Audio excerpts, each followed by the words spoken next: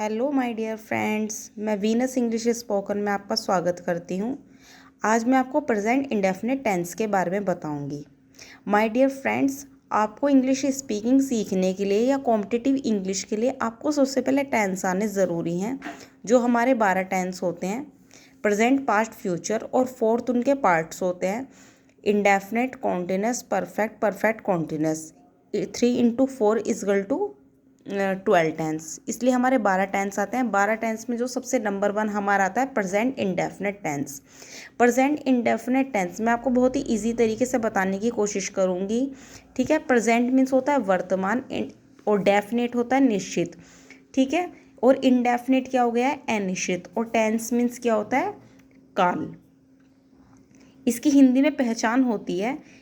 वाक्य के अंत में क्या होता है? ता है, ती है, ते है आता है प्रेजेंट इंडेफिनिट के अफर्मेटिव में। इसकी मोटी मोटी जो पहचान होती है वो ये होती है, जो कार्य वर्तमान में अनिश्चित है। जिसमें अनिश्चित क्या है? मतलब हमें पता नहीं है कब से शुरू हुआ है और कब खत्म होगा। वर्तमान में कार्य हमारा अनिश्चित है। अधिकतर वाक्यों के अंत में ता है, ती है, ते है आता है। ठीक है। इसमें यूनिवर्सल ट्रूथ होता है, सार्वभौमिक सत्य होता है। इसमें क्या होता है? इसे जैसे कि जो बात सच है, जैसे सूरज पूरब से निकलता है पश्चिम में छिपता है, ये बात सच है। ठीक है। इसे झुटलाया नहीं जा सकता। जो यूनिवर्सल ट्रूथ है जिसे सब मानते हैं, जैसे कोरोना एक डिजीज़ है, ये भी एक यूनिवर्सल ट्रूथ है। ठीक है। पूरे वर्ल्ड में हुई है ये डिजीज़, इसकी वैक्सीन आई है, तो ये भी एक यूनिवर्सल ट्रूथ है।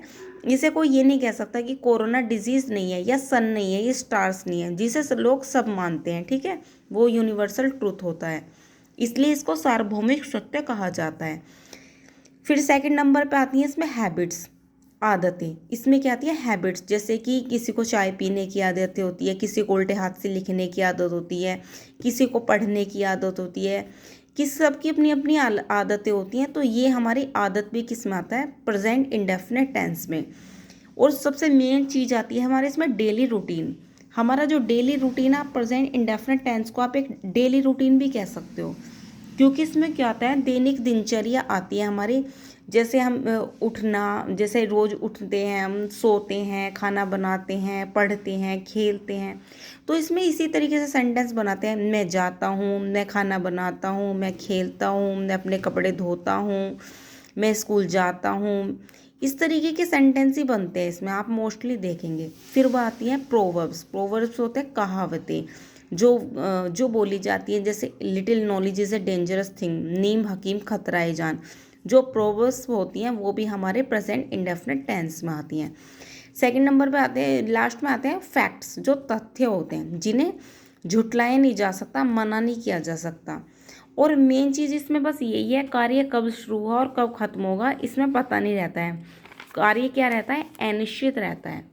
अब आप इसके फॉर्मूलाज देख लीजिए अफर्मेटिव सेंटेंस के, नेगेटिव के।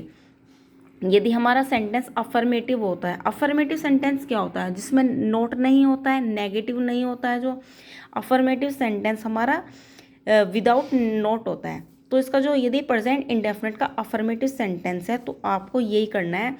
सब्जेक्ट आएगा, वर्ब की फर्स्ट फॉर्म में SES आएगा प्लस ऑब्जेक्ट आएगा। नेगेटिव सेंटेंस में सब्जेक्ट आएगा प्लस हेल्पिंग वर्ब आएगी। हेल्पिंग वर्ब आती है डू या डस। ठीक है।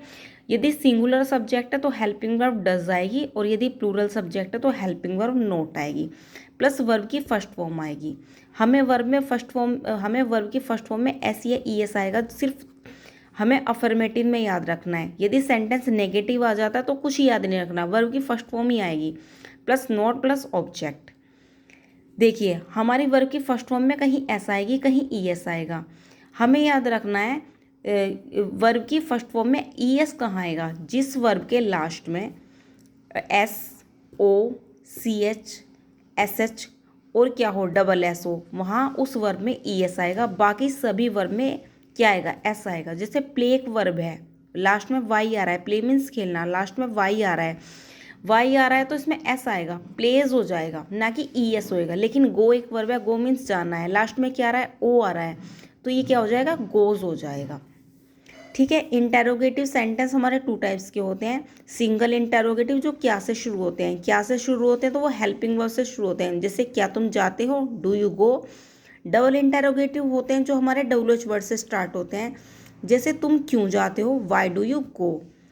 तो ये जो WH वर्ड होते हैं ये बीच में आते हैं, how, when, where, how do you go, तुम कैसे जाते हो। एक सिंगल इंटेरोगेटिव हो गया, क्या तुम जाते हो, डू यू गो। लेकिन डबल इंटेरोगेटिव क्या होगा, वाई डू यू गो, तुम क्यों जाते हो। Thanks for watching.